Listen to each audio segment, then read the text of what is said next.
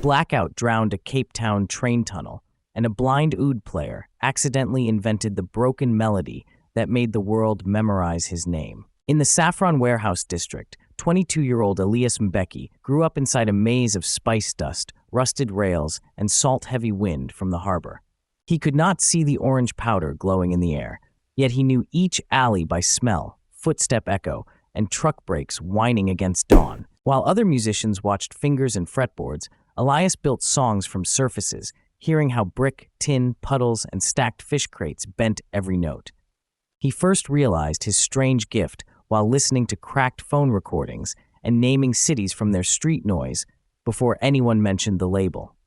He heard Lisbon in gulls bouncing off stone, Nairobi in minibuses breathing at corners, and Berlin in a colder echo between disciplined footsteps. That talent did not hand him success.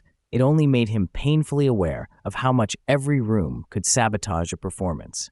Concert halls felt like invisible weather systems, swallowing certain frequencies, spitting others back late, and turning one wrong step into panic. So Elias made an absurd method that looked almost comical and worked like engineering.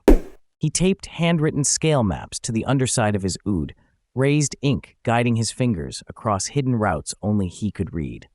He walked empty venues at dawn with a tap cane in one hand and a kitchen timer in the other. Every 60 seconds, he stopped, plucked a note, and memorized how the room answered from balconies, curtains, pillars, and ceiling ribs. He counted 7 paces from wing to center, 5 from center to monitor, 3 back from the edge where air opened dangerously. While others rehearsed songs first, Elias rehearsed space first, because fear shrank when the unknown had measurements attached to it. His obstacle was never only blindness. It was the speed of other people's assumptions hardening around him before he touched a string. Promoters offered sympathy instead of sound checks. Audiences leaned into pity before artistry, and some club owners placed him near exits as an afterthought. He fought that fog with precision so undeniable it embarrassed the room. At markets beside fish crates, slick with melting ice, he tuned by the forklift beeps and started each set exactly when the harbor wind dipped. If footsteps quickened from the tram stop, he shifted tempo upward to catch their pulse before they disappeared into the district. If seagulls and vendors crowded the mid-range, he played lower, carving warm space beneath the noise instead of wrestling it head-on. That is a strategy anyone can steal from him. Do not curse the environment first. Study it until resistance becomes raw material. Another strategy lived in his scales, those tiny maps taped under dark, polished wood. Elias did not chase perfection across the whole mountain of music each day.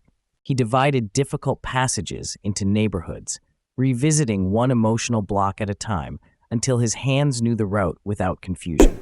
Action beat inspiration in his world, because a repeatable system still works on mornings when confidence does not show up. Then the storm arrived, sudden and ugly, flattening the district with rain that turned gutters into brown rivers and train stairs into waterfalls. Power snapped off across the station tunnels, where Elias often busked for commuters, leaving strangers clustered in blackness under dripping concrete arches. He climbed onto a damp maintenance crate, held the oud close against his coat, and began playing to steady his own nerves first.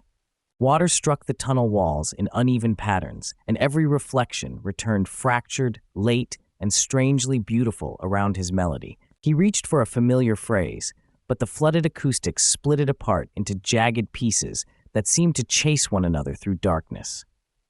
Some musicians would have stopped, blamed the conditions, and waited for normal to return. Elias listened to the accident as if the tunnel itself had just offered him a secret.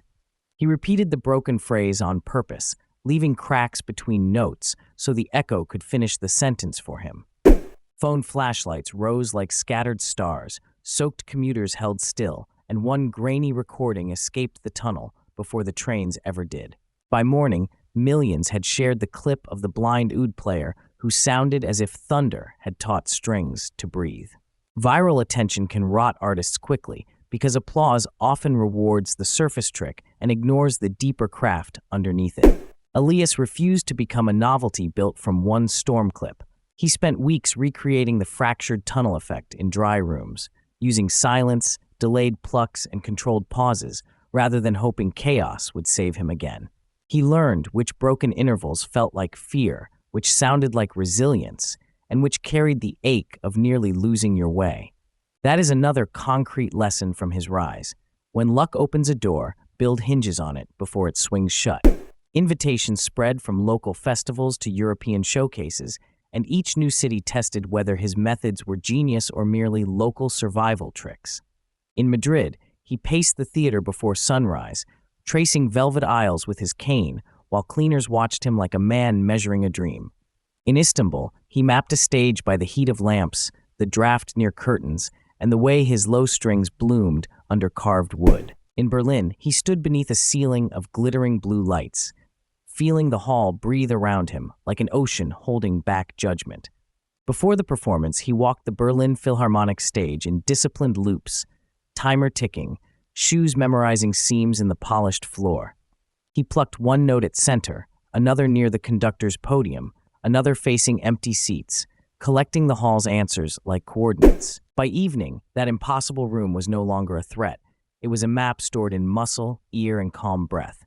When he finally played, the fractured melody from the flooded tunnel unfurled across the hall, with deliberate scars still visible inside its beauty. Listeners did not hear a disability overcoming odds in some tidy inspirational package. They heard a man who had studied confusion so deeply he could transform it into architecture, tension, and release. Critics wrote about his geographic ear, his storm-forged phrasing, and the precision with which he shaped silence into part of the composition. Yet the most powerful change happened far from reviews in blue light.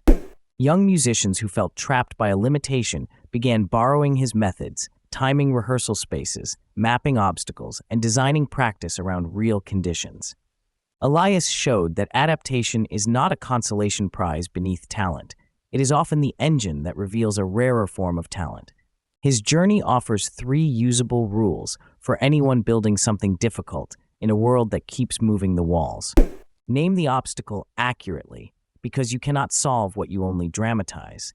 Measure the environment, because specific friction becomes manageable once it has distance, timing, and pattern. Then turn the mistake into material, because the crack in your plan may contain the voice nobody else can imitate. Elias still returns to the saffron warehouses sometimes, where harbor wind braids salt and spice through the old district streets. He busks beside fish crates, not to remember poverty romantically, but to keep honoring the place where he learned noise could become knowledge.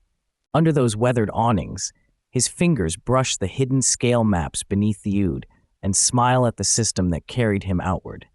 The world calls him internationally acclaimed, but his real victory is simpler and harder. He taught uncertainty to keep time. If you feel boxed in by what you lack, study the room until it starts giving you clues. Your breakthrough may not arrive as a perfect note in perfect light. It may arrive cracked, soaked, and echoing in the dark, waiting for you to play it again on purpose.